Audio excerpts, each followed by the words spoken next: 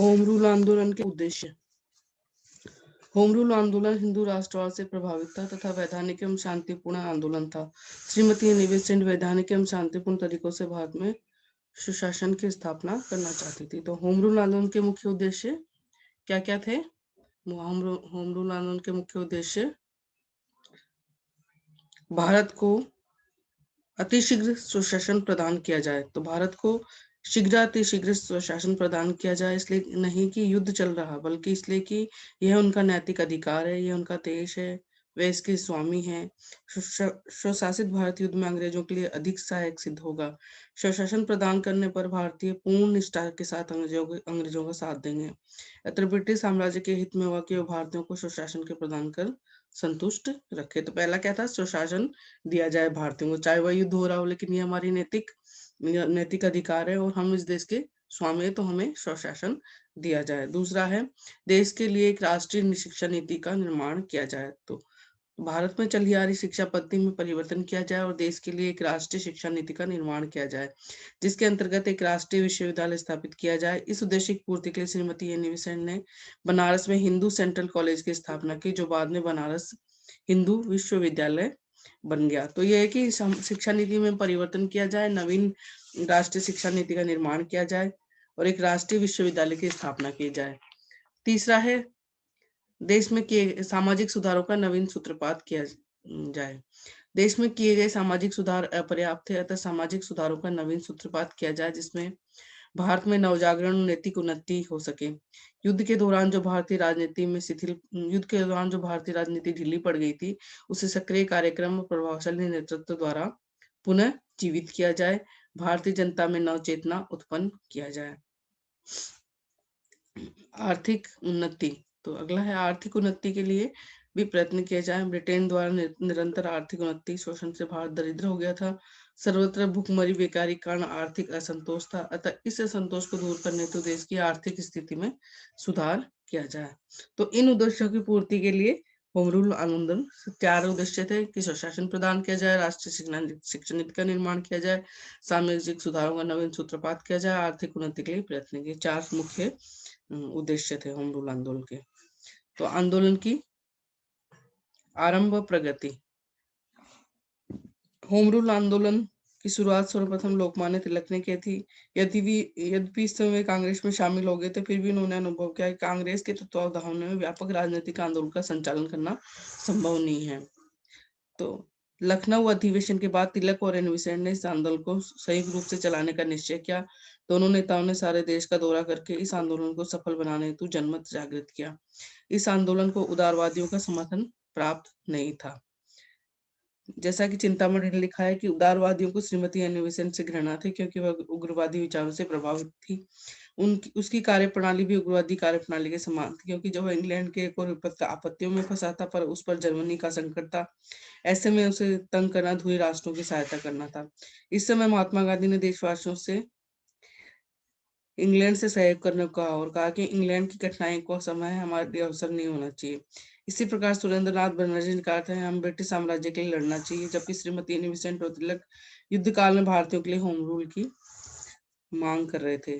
Shrimati Annie Besant ने गांधी जी के वक्तव्य का प्रत्युत्तर देते हुए कहा कि स्वयं इंग्लैंड में युद्ध काल में राजनीतिक गतिविधियां हो सकती हैं, जहां युद्ध के दौरान चुनाव हो सकते हैं तथा जनमत के समक्ष सरकार झुक सकती है, तो भारत को भी यह अधिकार है कि वह भी युद्ध काल में अपने देश में राजनीतिक गतिविधियां कर सकता है। श्रीमती एनी बेसेंट ने अपने दोनों समाचार पत्रों द्वारा होम रूल आंदोलन का प्रचार कर इसे जन जन तक पहुंचाया। शीघ्र ही भारत में एक प्रसिद्ध नेता बन गई। उसने कई अनुयायी बना लिए।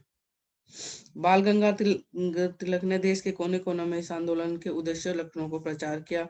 उन्होंने जनता को बताया कि होम रूल आंदोलन का उद्देश्य देश में नौकरशाही के स्थान पर एक ऐसी शासन प्रणाली की स्थापना करना था जो जनता के प्रति उत्तरदायी हो।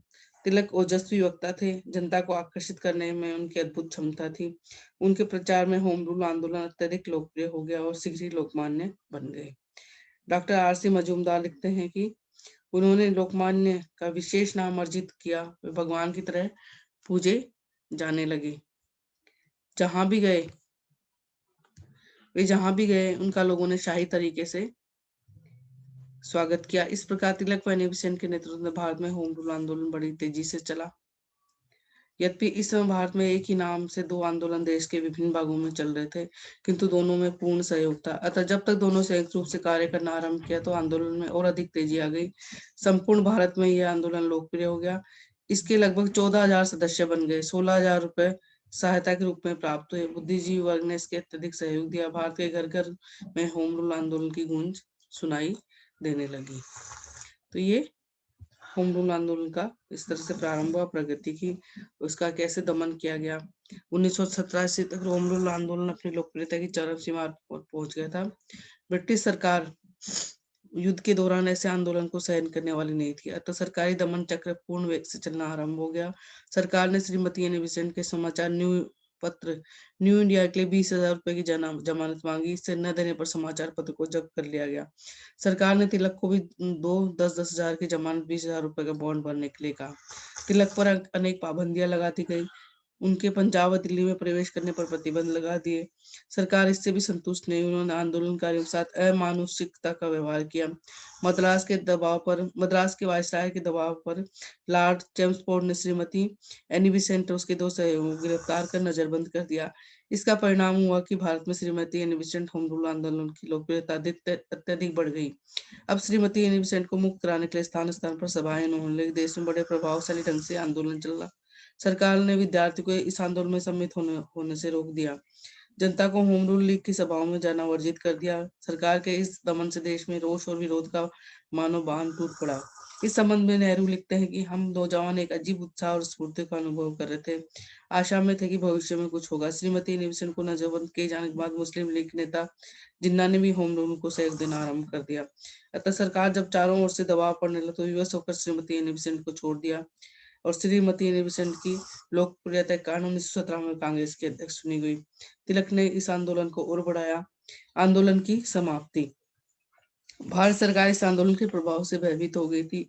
सरकार ने भारतीय व्यापारियों को संरक्षण प्रदान किया, जिसमें पूंजीपति वर्ग इस आंदोलन से दूर हट गया। इस आंदोलन को अपने उद्देश्यों में विशेष सफलता नहीं मिली, क्योंकि युद्ध के दौरान ब्रिटिश सरकार भारत के विषय में कई घोषणाएं करना होम रूल आंदोलन में से जनता का संपर्क टूट गया था। ब्रिटिश प्रधानमंत्री एस्क्विथ ने भारत के लिए एक नए दृष्टिकोण की घोषणा की। सबसे महत्वपूर्ण घटना हुई कि इंग्लैंड के चैम्बरलैंड ग्रामर के स्थान पर एडविन मॉन्टेग्यू भारत सचिव बना। उसने भारतीयों के प्रति बड़ी सहानुभूति प्रदर्शित की। उसने 20 अगस्त 1917 की घोषणा की कि ब्रिटिश सरकार ने धीरे धीरे भारत में स्वायत्त स्थापित की। उसने घोषणा में यह भी कहा शासन के प्रत्येक विभाग में भारतीयों को शामिल किया जाए। मॉन्टेग्यू की इस घोषणा से भारतीय राजनीति में नवीन युग का सूत्रपात किया और इस घोषणा के 1858 की ईस्वी की महारानी विक्टोरिया की घोषणा के बाद सबसे महत्वपूर्ण कहा गया। इस घोषणा के बाद श्रीमती एनी बेसेंट ने अपना आंदोलन वापस समाप्त कर दिया।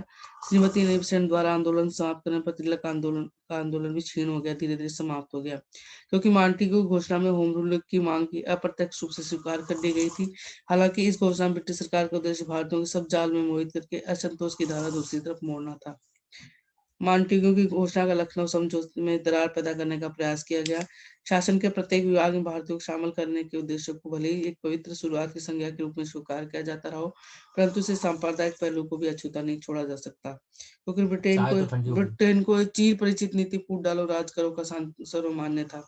सरकार को विश्वास था कि इस प्रश्न के माध्यम से वह हिंदू मुस्लिम एकता में एक बार पुनः द्वेष की लहर फैला सकेगी, क्योंकि जब शासन में भारतीयों को शामिल करने का प्रश्न आएगा तो दोनों ही वर्ग अपने अपने हितों के संरक्षण के लिए अपने अपने समर्थकों को शामिल करने की मांग करेंगे, जिससे वह टकराव के बिंदु पर लाकर खड़ा कर दिया जाएगा।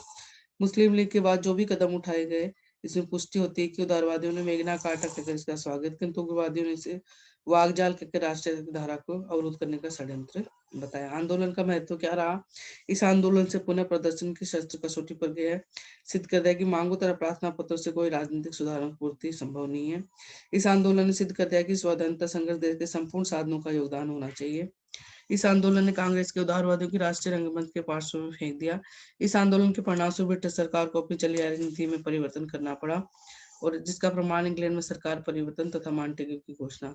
इस आंदोलन का प्रभाव केवल भारत में बल्कि विदेशों में पड़ा। इंग्लैंड और अमेरिका के प्रसिद्ध राजनीतिकों ने इस आंदोलन की प्रशंसा की, भारत को गृह शासन देने के लिए आवाज उठाई। इस आंदोलन का सार्वजनिक महत्व इस बात का सरकार के दमन चक्र को भी इस आंदोलन के समक्ष झुकना पड़ा और होम रूल आंदोलन के नेताओं की प्रचार यात्राएं भी ज्यादा से कम नहीं है।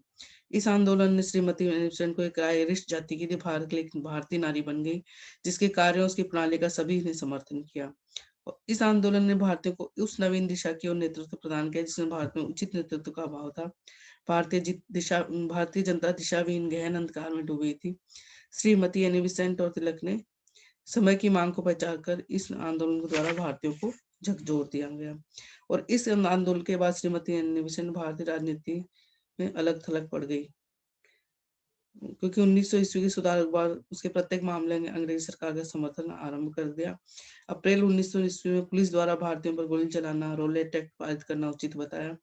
1919 ईस्वी में मॉन्टफोर्ट सुधारों में कोई भी भारतीय संतुष्ट नहीं था, अतः इन सुधारों में कुछ परिवर्तन के कराने तो एक शिष्टमंडल इंग्लैंड भेजा गया, किंतु श्रीमती एनिबेसेंट ने सुधारों का समर्थन करते हुए शिष्टमंडल भेजने का विरोध किया। इतना ही नहीं, उसने गांधी जी के असहयोग का भी विरोध आंदोलन का विरोध किया। अतः उसकी भारतीय राजनीति में केवल 4 वर्ष 1914 से 17 तक महत्वपूर्ण भूमिका रही। संभवतः उनका विचार था कि ब्रिटिश साम्राज्य के विरुद्ध बढ़ते असंतोष की वैधानिक सीमाओं को बांध दिया जाए, ताकि बढ़ता हुआ जन असंतोष विस्फोटक न बन सके। लेकिन लोकमान्य तिलक के इस आंदोलन के बाद भारतीय राजनीतिक रंगमंच पर छा गए। रोमियो अरोला ने उन्हें कर्म का पुजारी कहा, किंतु वैलेंटाइन सिरोल ने भारतीय अशांति का जन्मदाता कहा। सिरोल के अनुसार तिलक सरकार की प्रति जनता में देश फैलाने वाला सबसे खतरनाक अग्रदूत थे। भारतीयों ने उन्हें लोकमान्य की उपाधि से विभूषित किया। देश में ऐसे महान देशभक्त का 24 जुलाई 1920 को स्वर्गवास हो गया।